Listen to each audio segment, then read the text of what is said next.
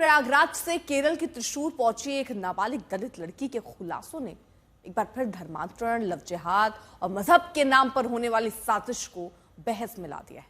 नाबालिग दलित लड़की ने आरोप लगाया कि उसे पैसे के लालच देकर केरल ले जाया गया और इस्लाम के नाम पर ब्रेन वॉश करने की कोशिश की गई। प्रयागराज से सटे फूलपुर की इस वारदात की अब पुलिस गहराई से जांच कर रही है। पता लगाने की कोशिश कर रही है कि कहीं इस साजिश की जड़ें बहुत दूर तक तो नहीं। पुलिस को अब ताज नाम के एक शख्स की तलाश है। कहा जा रहा है कि ताज इस साजिश के सारे राज जानता है।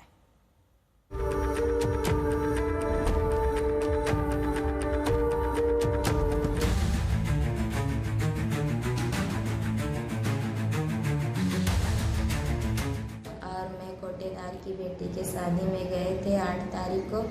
उसके बाद रक्षा मेरी सहेली बोली चलो घूमने। बीच रास्ते में मुझे बताई इस्लाम अच्छा धर्म होता है और सब। धर्मांतरण के साजिश के साथ फूलपुर की नाबालिग दलित लड़की को केरल ले जाने की इस कहानी में अब सबसे बड़ा सवाल ये है कि धर्मांतरण का ये रैकेट कितना बड़ा है। धर्मांतरण के इस रैकेट की जड़ें और कितनी गहरी है। साजिश के शिकार लोगों की संख्या कितनी बड़ी है। इन सवालों की तह तक जाने की जरूरत किस लिए है, ये जानने से पहले इस नाबालिग लड़की की पूरी आप बीती सुनिए कि इसे केरल जाने का झांसा कैसे दिया गया, कैसे पैसे की लालच दी गई। उसके बाद यहाँ फूलपुरा कैफ नाम के लड़का मिला। उसके फोन से वो बात की ताज मोहम्मद के पास। वो बोली मैं आ रहा हूँ। फिर उसके बाद कैफ ने स्टेशन पे छोड़ा। उसके बाद फिर मैं लोग टिकट कटाई। उसके बाद फिर ट्रेन में बैठी, मैं रो रही थी। तो रक्षा बोली क्यों रो रही हो, रो मत, मैं जहाँ चल रही हूँ वहाँ पर इस्लाम शिक्षा दी जाती है और पैसा भी दिया जाता है। फिर ताज मोहम्मद से बीच बीच में बात करते गई। उसके बाद पूरा लोकेशन बताते गई। फिर दिल्ली से बिना टिकट के हम लोग केरला गए। केरला से उसके बाद एक घर में लग गई। मुस्लिम लड़के थे ढेर सारे और बड़ी बड़ी दाढ़ियाँ थी और मुझ जैसी दलित लड़कियों को धर्म परिवर्तन कराते थे और जिहाद की ट्रेनिंग देते थे। और जब ये सब मैं सुनी घबरा के भाग आई। तो अगर ये नाबालिग लड़की सब कुछ सच सच बता रही है तो इस पूरी साजिश में 4 किरदार अहम हो जाते हैं। किरदार नंबर 1, फूलपुर की नाबालिग दलित लड़की जो कि खुद इस साजिश की शिकार हुई।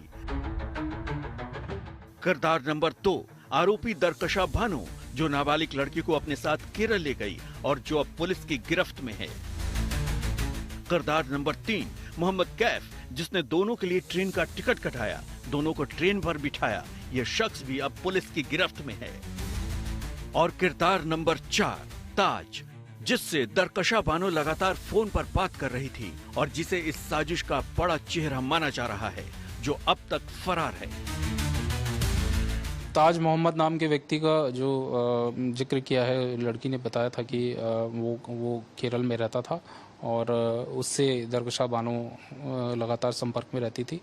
और ये इनका जो कनेक्शन है, इसके एस्टैब्लिश या क्या उसके लिंक्स हैं, वो हम अभी उसको वर्कआउट कर रहे हैं और इसको भी हमने गिरफ्तार करने के लिए टीमें अपनी रवाना की हैं। तो अब यूपी पुलिस के रडार पर ताज नाम का वो शख्स है जिसे दबोचने की कोशिश की जा रही है। यूपी पुलिस को लगता है कि वो ताज ही है जिसके पास सारे राज हैं, इसलिए पुलिस को राज जानने के लिए ताज की तलाश है। संतोष शर्मा के साथ समर्थ श्रीवास्तव, फूलपुर, आज तक।